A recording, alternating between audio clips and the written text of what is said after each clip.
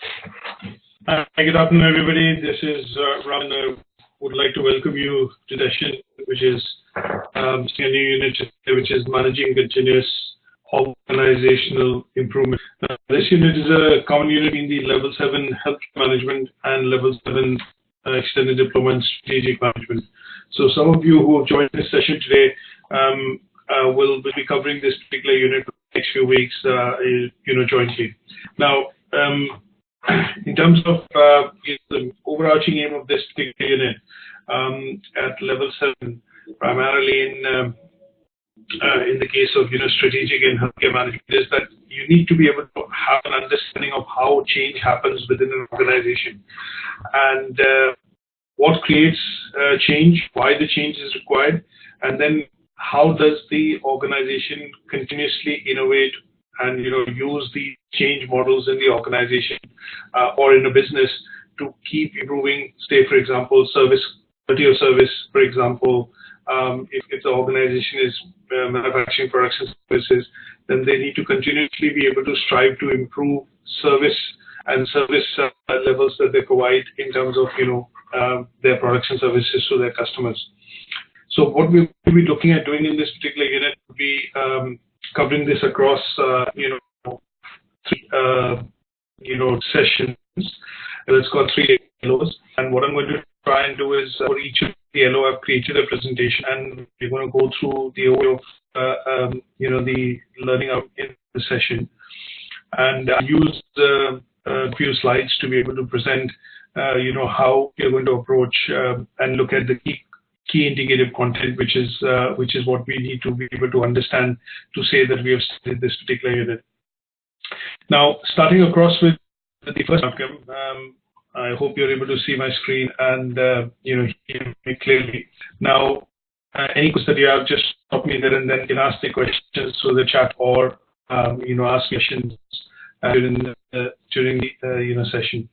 Now, in the first learning outcome, what we're basically looking at is going to understand how organizational culture and structure are related, and how the structure and culture of the organization actually creates the environment or encourages the environment to bring across change within an organization. Everything in this unit that we will still actually be related to a concept CQI, which is segment, which is basically called continuous quality improvement, CQI, as I mentioned the term. And the idea would be that most organizations do not stand still, and they continue to improve on their services, they continue to improve on their service levels, or anything which is related to their products or services, so that they're able to better serve the customers and obviously look at getting more increased business. Now, let's look at the first aspect before we get into the nitty-gritty of the learning outcome. Let's understand how you define change. Now, change is defined as a process through, it could be a continuous or non-continuous process, but it is essentially a process which basically brings across a string of, in this case you will primarily see that there is a string of activities which happen, and these stream of activities which basically happen bring across a process. Let me not use the word change, but bring across a process wherein the organization or a person, in this case, moves from point A to B, or from, say, one location, or you move from one particular position to another position. Now, a simple example that I would primarily give out would be that if you have a newborn child or a baby in your family, what tends to happen is as the time matures, as the time goes on, what you will see is the baby begins to grow. So he'll become a boy or a girl. Obviously, if it's a girl, it'll get into teens, and then obviously she becomes a mature adult. So this particular process through which the entire thing happens could be termed as something called a change. Now, if I have to relate this to how and why is it that we are studying this particular change, we need to relate it to a business or an organization. Now, because organizations do not stand still, the organization is growing. Sometimes we hear of these terms, and the organization is growing, the revenue is increasing, the number of people working in the organization is increasing, then in that case, what we tend to see is that there is a change. It's a form of change which is happening in the organization, wherein or a business that it is going from A position to X position, or from one side to, say, for example, growing in terms of size, growing in terms of people, in terms of financial turnover. Now, this is what has changed. Now, if we see this as a series of steps which are happening, then this is a continuous change, that the company is increasingly making profits. It's increasing its customer base. So it's a continuous change, but it is reflecting positives of that change. So continuous improvement is basically an ongoing process, and every company tends to implement this process from a long-term point of view. That means 12 months, 18 months, and this process, which basically leads to the improvement of products and services which the company sells or a business sells, is nothing but continuous improvement or continuous improvement process. And this process happens over a point in time. It is gradual. There is a small incremental change which keeps happening over a point in time, and that is why this process then becomes a continuous process. Now let's understand very briefly a couple of things with regard to understanding what is organizational culture. Now, the basics that we look at, talk about organizational culture, it basically reflects your business or your company's mentality, your work ethics, the values of the company, or what the company believes in, and that is what normally would reflect if we say what is organizational culture. Now, some companies would regard this as in terms of a culture and bring it into a code or an employee handbook, and what they would say is that, okay, our employees follow this code of conduct, and because of which the company has this particular culture, or the firm or the business has kind of a culture. Now, sometimes you get to hear these terms that the company has a very family-oriented culture. That means it's a family-grown business, or there are lots of people in the family which basically started to work in the business and are continuing to work in the business. Sometimes they say the company has a very professional culture, or it has a very professional outlook. That means the company has set processes which basically allow it for it to function and deal with a lot of customers. Not to say that the culture is different from, but these are different connotations that we get to hear when we hear the culture of the company. Sometimes you also hear terms like the company has a very professional, work-oriented culture. The company has a very people-friendly culture. The company has, for example, a very customer-focused culture.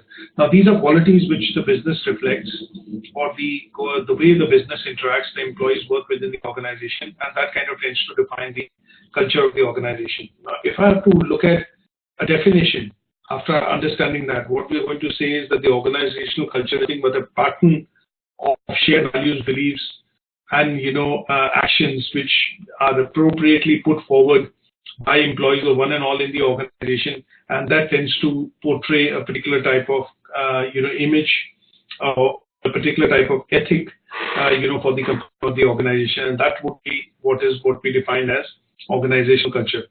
Now, there are different characteristics of the culture. We just cannot say that the values, ethics, morals, the code of conduct are culture of the organization, but culture of the organization can have different characteristics. Sometimes you will see companies which are young companies or startup companies, as we do get to see, they have a very risk-taking culture or risk-taking ability, higher risk-taking ability. People which work within the organization in the initial setup tend to be more, risk takers.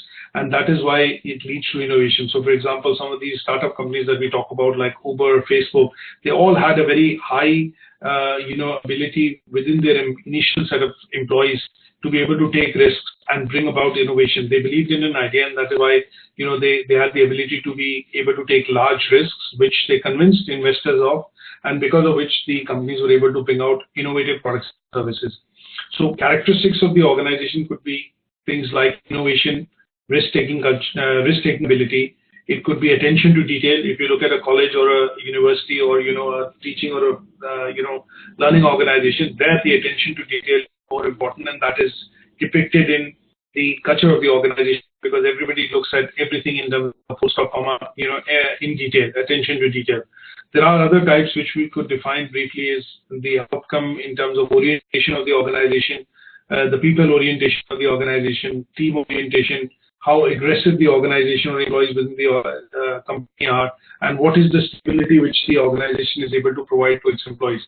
These are all characteristics of, organization cultures. Now, if I have to give you two variables, say organization A or a business A or business B, what do we get when we look at these two types of contrasting cultures?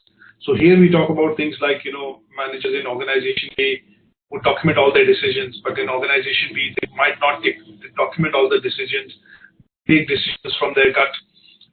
In A organization, they will look at, creative decisions based on brainstorming, thinking, meetings, and then look at also creating a list of risks and risks associated with bringing across that change. You might have rules and regulations. Productivity is valued from all employees, and employees are encouraged to stay within their own department. That means they're encouraged to basically perform their day-to-day operations, and individual efforts are encouraged. On the other organization, you have risk-taking, more of risk-taking. There is an acceptance to failures. That means they encourage employees to take risks, and because of which, if failures happen, they learn from those failures. They're called learnings, have to be done. Employees follow a few rules in this case, because what they are doing is, maybe the organization is in the initial setup phase. Productivity is balanced by higher achievement in some employees, and sometimes you get to see that rewards may be team-based rather than individual-based. So we can see that there are two different types of organizations which exhibit two different types of cultures. Now, if I have to kind of say what is organization A, maybe they have a very people-very friendly, or a very kind of work ethic-related culture. If I look at organization B, they tend to be more of a risk-taking organization or a startup, wherein the culture is primarily to look at developing, taking risks to develop innovative products and services. So sometimes you will see characteristics of the organization also influence, how the culture of the organization is. And if I have to kind of summarize this in this chart, it basically says how organizational culture forms. So you basically start with the philosophy of the belief of the owners and their belief in terms of why they're setting up the organization or the business. They look at certain criteria of how the business will be considered successful, not successful. The kind of people they recruit into the organization, and in terms of how they delegate roles and responsibilities, and their core beliefs then translate into the employees' core belief, and then that is the organizational culture. Culture has various functions. The reason I want to kind of explain this here is that because the culture of the organization, it does not management in this to exercise control to be able to bring across change. And in some cases, when we talk about things like, structures of the organization, which I'm also going to come to, they will then allow the managers to not only control and bring change, but also mean that they'll be able to bring across, people within the organization, which are able to then, kind of implement the same culture and, the change in the organization. So you will see that the culture is important is because it kind of acts like a social glue and holds the organization together. So there are common beliefs amongst the people who work within the company or the organization, and that is why it binds them together, and it is primarily termed as a social glue. Now, in some cases, when the organization, what we do understand from structures, I don't think I have anything on this slide here in terms of structures. But when we look at structures of the organization, we basically come across, 5 different types. So we talk about structures, of the organization, which are things like democratic structure. We include structure of the organization, where we would say this. When we talk about structure, we'll go to the types of structures and the leaders which they have. But just talking about, the structures of the organization, here we are talking about things like, whether it's a flat structure of the organization where the workers have the access to the top management or the owner of the organization. We talk about hierarchical structure. We also talk about divisional structure. We talk about matrix structure. So here, different type of structures come across in different types of organizations because of their size of operation, the number of people which work within the organization, and in terms of how many geographies or locations the organization actually functions in. So the culture of the organization impacts to a certain extent the culture of the organization. And here, the cultural impact on the structure could be, looked at from a point of view of understanding, say, common legislation. And a current example that I would take here is that if you know that the recent scandal of the Cambridge Analytica firm, which has happened, wherein the analytics and the AI behind the company, or the basic product of the company was actually used to exploit data of 89 million users to influence them and bombard them with information which may have kind of then persuaded them to take a particular decision. Now here, if you see, the culture of the organization was that people's personal data or sensitive data could be used to basically look at business or marketing reasons. So in this case, what has happened is, if you see, the company has obviously, because this involves data, people's personal data and information, here the company has to act morally within the grounds of understanding the data protection and the rights and individuals' rights and the demands of the individuals, and then use that data appropriately. But in this case, the company did not use that, and because of which you have seen that Mark Zuckerberg, the CEO of Facebook, company which owns Cambridge Analytica, was then summoned by the European Union and also by the US Senate to offer reasons or explanation in terms of why these breaches happened. So here in this case, what has happened is, because the organization is quite huge and large and functions across different continents, they are also influenced by common legislation. So what we do get to see is that the culture of the organization was such that it promoted innovation, and because of which proper checks were not made, and regulation was not followed, which allowed these breaches or lapses in terms of the information being used by the firm to market or for commercial reasons. So in this case, what tends to happen is, when you look at such a large organization, and in some cases it's been proposed that the organizations, Microsoft, Apple, Google, should be actually broken up. And the reason why they are saying is that these companies need to be heavily regulated by government, and procedures have to be put in place so that they become compliant with law or the law of the land. Now, this is especially true that we get to see in the case of financial institutions and the recent, the financial crisis that we've had in our living memory. Some of us would relate to that. And what we do get to see is that, because there were lapses after which led to this financial crisis and the recession across the world, now a lot of changes are being implemented, not just within the structure but also within the culture of the organization, especially in the case of banks or financial institutions, that these kind of mistakes should not happen and they cannot let these mistakes happen again. So when we look at that, we can see that there is a clear correlation between the structure and the culture of the organization, and I think that is much more clearer from this financial institutions example of how the banks, when you look at RBS, they've been broken up. Some of the RBS has been forced to give up some of the operations of their bank, and the idea is to allow the company to be able to, a large company like RBS to be able to comply with the law of the land, and also introduce legislation so that these kind of mistakes do not happen again, wherein the bank had to be bailed out. Some of the banks had to be bailed out by the taxpayers' money. Now, when we look at this particular relationship between the culture and the structure of the organization, what we do get to see is that, because some of these organizations are large, even in small, medium, large businesses, what we do set to see is that why this has been done is to bring across a change, and change can only happen over a point in time. So when we look at some of the changes which have to be introduced in these organizations, the change has to be introduced gradually, because they are looking at introducing this change to be able to bring things across in the culture of the organization, and culture of the organization then shapes the structure of the organization.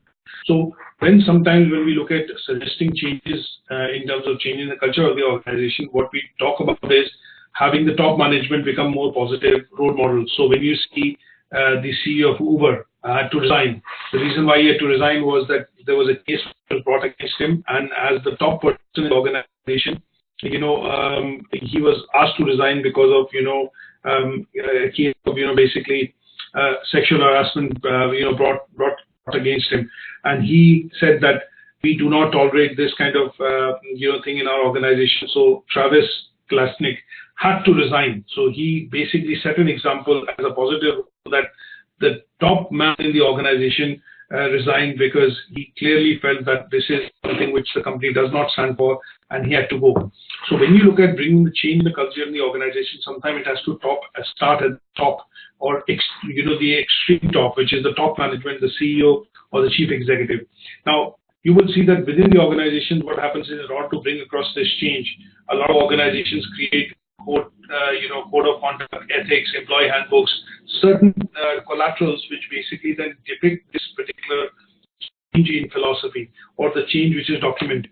And then this is basically through the process of institutional socialization brought into the organization over a point in time, and this then reshapes the values and the beliefs within the organization to bring across a change.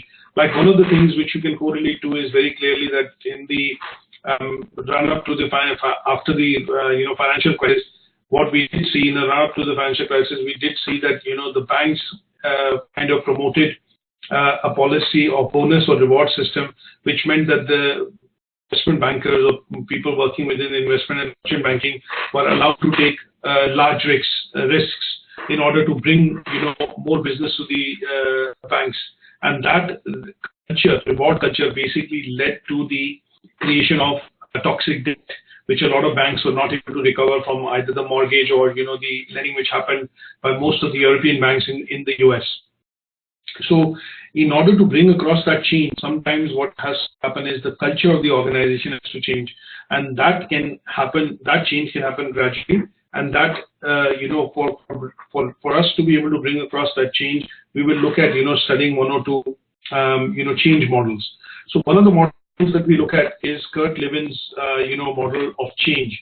I've got a slightly different presentation, which I'm going to go through very quickly, but this is something which I'll upload on Moodle, so you can also see as a bit of a backup. Now, Kurt Lewin was essentially, a person who he was a pioneer who studied, the concept of change within organizations. So in the early 1940s, he came across, after a lot of research, he came across with a model, which is a 3-step model and is named after him, which is called the Lewin's 3-step model of change. And this basically meant that, he did certain social experiments, and through which he documented this as a model. And there are 3 steps to that particular process. One is unfreeze, the second process is change, and then the third process is refreeze. Now, the 3 processes basically talk about, we need to understand and talk about the rationale of change within the organization to employees so that they're able to accept the change, why it is happening. So the first process talks about unfreezing, talks about communication, talks about talking about and spreading the rationale of change, why it is being brought across. And then the other concerns which are related to, okay, if this change happens, what will that mean for me? And those, kind of fears or, questions are quelled in the employees and staff's mind when they're looking at introducing or bringing across change. Now, when they look at taking it further, they provide more information, which could be looking at, like frequently asked questions or, a lot of questions which sometimes staff end up asking, and, there are different ways through which they are addressed. And this then is, kind of slowly and gradually filtered into the staff and the employees within the organization. And once this has been understood, there could be training development, there could be, a gradual shift which could be brought across in the way things are done within the organization. And that part basically talks about, the process of, kind of unfreezing and then bringing the change in the organization. So there are lots of things which can be done in this case, and in this case, basically, managers or leaders in the organization talk about, what the information, they provide a lot of information which talks about the changes being brought across and how these changes will help move the organization forward, make the work easier, make our jobs easier, or make the, provide advantages to the role which employees play within the organization. The third step or the third phase is called refreezing. That means in order to bring that change, sometimes you have to dip into looking at use of technology. So they will try and implement new systems within the organization. Say, for example, HRM, a lot of companies today, because they have businesses across different geographies, they introduce systems like CRM, which is Customer Relationship Management System. Now, there might be a lot of, as an example, when something new is introduced, there might be a lot of, non-acceptance from the employees, because they have to do increased work to be able to understand the system, and use the system.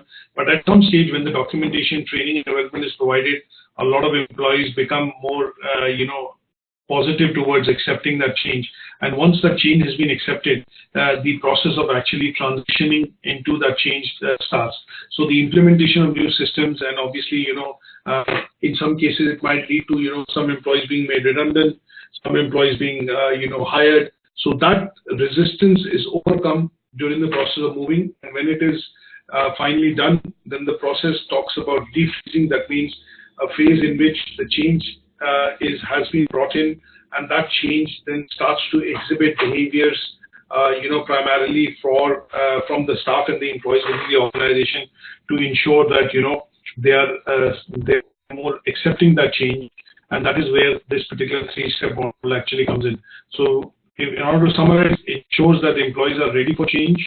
Information is provided at the unfreeze stage. Change stage basically talks about executing the change, bringing the change, and then refreeze brings about, reinforcing the fact that the change is going to create benefits, advantages for the employees of the staff in the organization, and they talk about the benefits to ask people to embrace and start gradually accepting that change.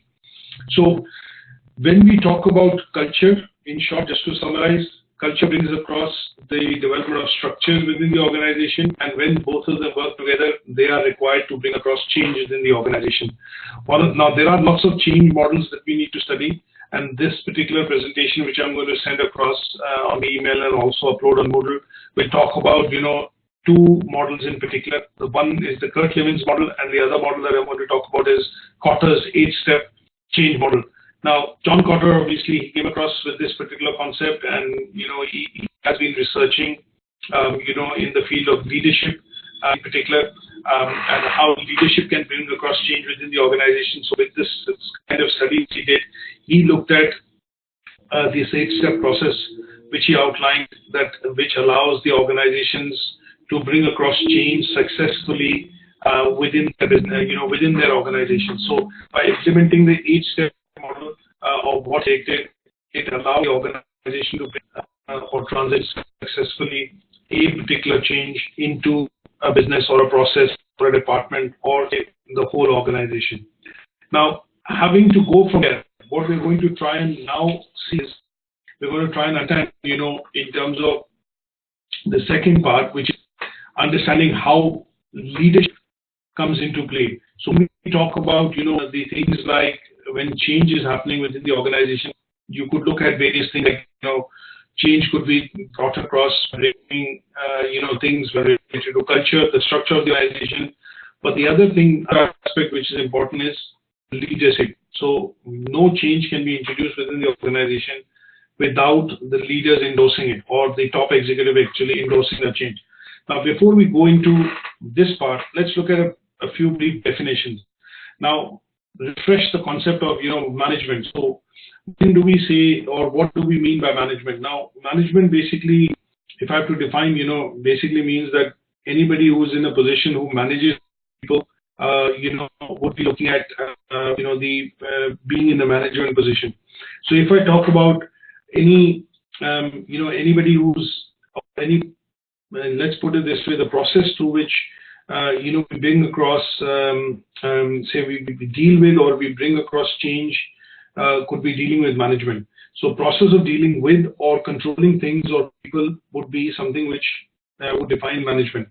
Now, if we look at leadership, leadership is basically defined as a process or the ability which some people have to be able to create an environment or influence others within that environment, wherein the individuals working for you are willingly, individuals will willingly work for you within the organization. So when we talk about, leadership in particular, we can talk about leadership in various aspects today. So it's very difficult to define leadership in particular in terms of definition, but the plain simple meaning of leadership would be to look at, actions of a particular person or a group of persons within an organization which can influence or ask you to willingly do things to the best of your ability would be defined as, the concept of leadership. Now, competence is nothing but knowledge and skills that you have to be able to do your job. And commitment sometimes can be referred to as loyalty or commitment, which is the motivation, the passion, the willingness that you have, or the confidence you have to be able to do your job. Now, let's look at understand leadership styles. Now, there are different leadership styles that we read, over the years, but there are basically 4 types. So we talk about the direct leader, we talk about the team leader, we talk about the supporting leader, and we talk about the delegating leader. Now, they can also be defined as styles which sometimes we are more into hearing, which could be things like autocratic style of leadership, bureaucratic style of leadership, laissez-faire style of leadership, or we talk about democratic style of leadership. So when we talk about directing, it could be something more to do with autocratic. When we talk about coaching leader, more of democratic. When we talk about supporting leader, more of laissez-faire. And when we talk about delegating, it could be either a combination of somebody who's people-oriented or somebody who's a bureaucratic leader. So these styles also. The reason why I summarize this here in 4 slides would be to understand when change has to be brought across into the organization, you have to have leadership and management styles also influencing that change. And that is why we need to study and understand that sometimes you will see different management styles and different management and leadership styles help facilitate continuous change or improvement within an organization. And the leadership style or the management style is actually required to embed the change within the organization. So sometimes leaders bring across that change, but after change has been brought across, you will see that within the organization, they would normally tend to hire somebody who will be a people's-oriented person and would gradually bring that change into the organization. But sometimes you see that change agents or people are hired from outside the organization to come in, project manage and implement that change. But once that implementation and the introduction has been done, you will then see that people, in the more democratic side of management style or democratic leaders are then allowed to take over so that they are able to then listen and also have all the ears to the staff and employee and then still continue to work that process of bringing that gradual change. Now, the last thing that we look at when you bring across change, when we talk about companies having, things like, you buy a certain product and you pay a certain price, you expect the product to be of a certain, quality. The word that we are looking at saying was you buy something and you pay for it. What you expect in return is that you want to get the value of money for what you actually paid for. But in other terms, what we are looking at saying is you're expecting certain quality. Why do you buy a X type of car as against a Y type? In some cases, you're influenced by the fact that the brand, the quality, and the promise it delivers in terms of its service is higher in terms of your, expectation, and that is why you even in some cases go out and pay a bit of premium. So when we look at that concept of, quality, what we want to be able to do is understand what does that mean, and why sometimes change in organizations when it is brought across is also reflected. In order to maintain that change, you have to then maintain it from a point of view of, ensuring quality going forward.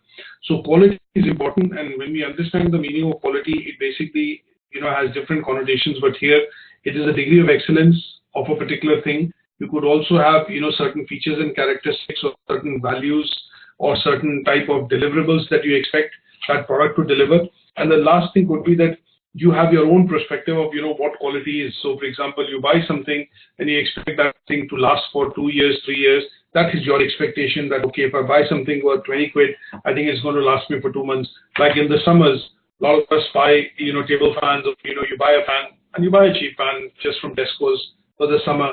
You buy it for 10 quid, 20 quid, and you expect that to last you for a season. If it, doesn't last, then your expectation is, okay, yeah, the quality of the fan was not good, and maybe I should have bought something which is slightly better. So quality has different meanings, and here what we want to understand, the context of quality will be to try and understand why this is important when we talk about the concept of change within an organization. Because once the change has been introduced, you want to be able to maintain that change, to be able to deliver that benefit to the customer in terms of either a product or a service. So this slides basically explain, quality, and I'm just going to briefly skim through this because it's much more of a reading to understand the concepts of quality, what are the different quality systems over the years we have come across, and why at every stage, and now at every company at some stage starts to focus on building quality in terms of either its delivery, in terms of its service, in terms of the products it provides, or in terms of the turnaround time it provides if you're a service-oriented company. So quality is nothing but a commitment, which sometimes you will see that the companies will ask for when they employ you with the organization. One of the clear things which comes across in the contract is that they will ask you to basically reinsure that once you work for this organization, you are to be committed to delivering things in a particular fashion, which is nothing but quality, or trying to achieve customer delight, which is nothing but quality. You're trying to provide the best service to your customers when you represent the company, which is nothing but a commitment that they want, and that commitment is directly or indirectly related to quality. Now, when we talk about quality, there are lots of different quality systems over the years which have come up, and I'm just going to go through some of the slides to try and show you and talk about a bit in terms of each of the system. Now, there is something called TQM, which is which stands for Total Quality Management. Now, Total Quality Management as a system came about when it was believed that everything revolves around quality. Everything that you do has to do with quality or certain type of output which it produces, and that output has to meet certain expectations which have been set in, say, for example, when you're manufacturing something in the process manual. Now, principles of total quality management revolve around being customer oriented. That means you look at everything from a customer's orientation. It also talks about the principles relate to leadership. They lead to a lot of meticulous planning which is required to bring out a product, manufacture a product, offer a service. There is a key role which the employees of the staff play, because their roles and responsibilities actually end up producing the output. There is a process of continuous improvement which is put into place so that you can continue to improve the products and services that you provide. They seek cooperation from each and every individual in the organization who's involved with that process. And there are some statistical methods to measure this in terms of total quality management. And a lot of companies focus on giving training and education in order to keep improving this process. Now, when we talk about quality, here there are lots of things which are mentioned in the indicative content. It talks about Kaizen, which is Japanese principle of maintaining quality, which came across from Toyota Motors essentially, and they introduced the systems like just in time and Kaizen. You also have something called PDCA, which was introduced, and again it follows something which is related to quality. Then CQI, which is continuous improvement, and we look at Six Sigma benchmarking quality circles, 5S, for services and things like that.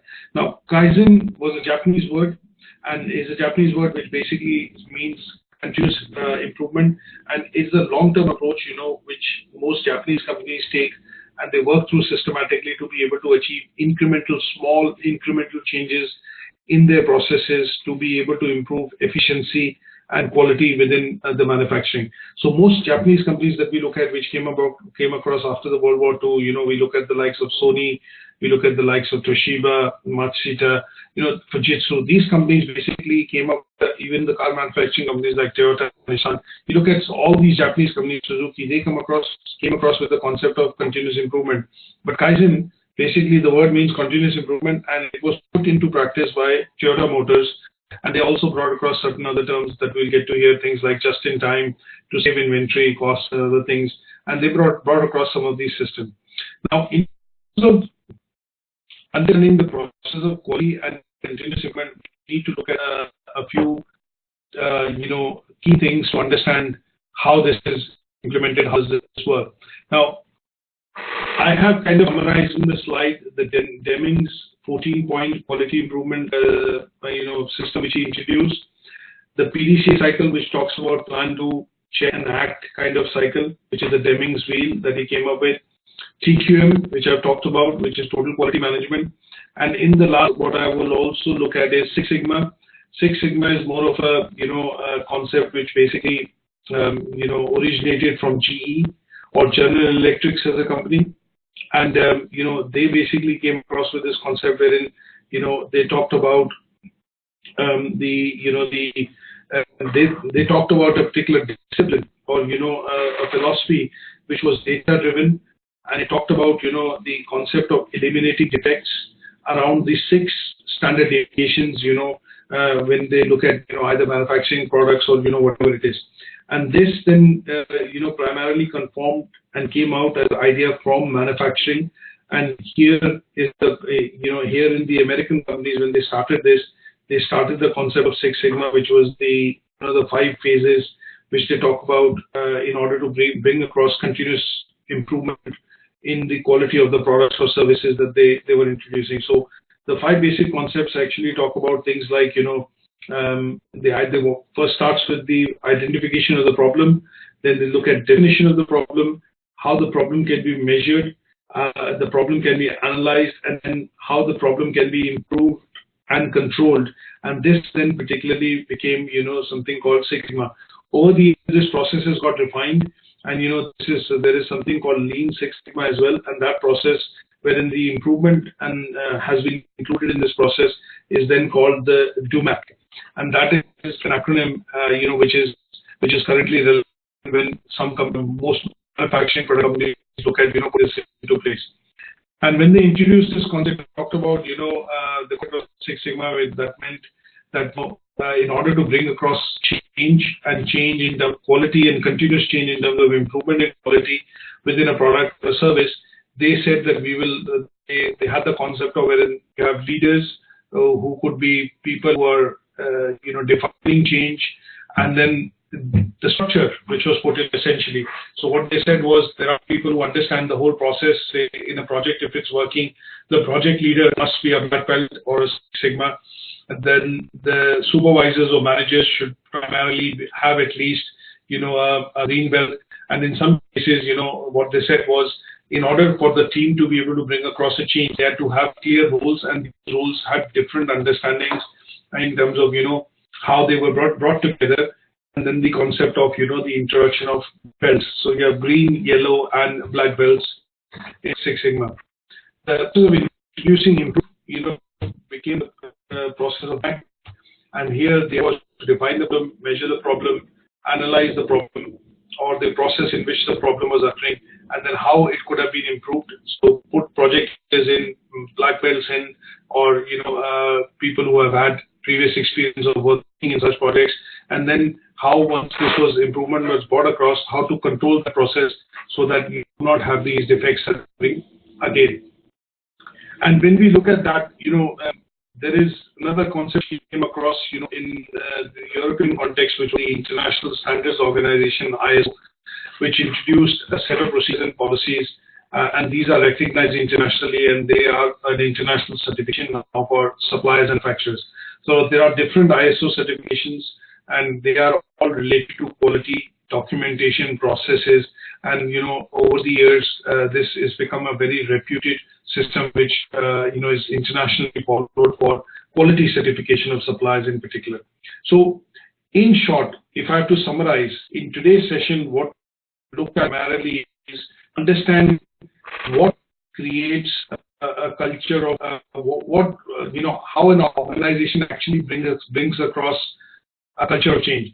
How does it start? It starts from the culture, then culture leads to the creation of a structure, and once the structure has been put in place, then we look at the process of change which can be brought across by leaders and managers within the organization. So here, key concepts that we've looked at in today's session is to try and understand, why is organizational culture and structure important to bring across change in the organization. What are the characteristics of culture, how it affects the structure, and how it affects the change being brought across. And then to underpin this particular concept, what we have to look at is we have to understand the change models, which is the Cotter's 8-step model and the Lewin's 3-step model, to understand how change is brought across managers. So when you work as managers or supervisors within the organization, and we talk about a simple thing, if you're trying to bring across a change, how would you bring that change across? You need to know how change can be implemented and what is the role of leadership and management in bringing across that change. These variables play an important factor in bringing change. And then change is not something which is, which can happen immediately. Change is gradual. It is, it is incremental, and the process of continuous change that can be across by using systems or creating systems which adhere to quality aspects. And then we know the models through which change can be brought across and implemented, and how this can be introduced within the organization. So I'm going to stop here for today, and this would help us cover learning outcome 1. Now, as a bit of feedback, what I'm going an additional reading, I'm going to send across a particular handout, which basically is a few pages, and this relates to how change can be managed within an organization. So this would be a good read. And then the second presentation, which I'm going to send across, would be a presentation which basically talks about in detail about the change models, to get a bit more perspective on the theoretical aspects of what we want to be able to cover in learning outcome 1. If you have any questions, please feel free to ask me now, and if not, then you can email them to me, and I can come back to you with some additional supporting documents for reading to clarify those questions.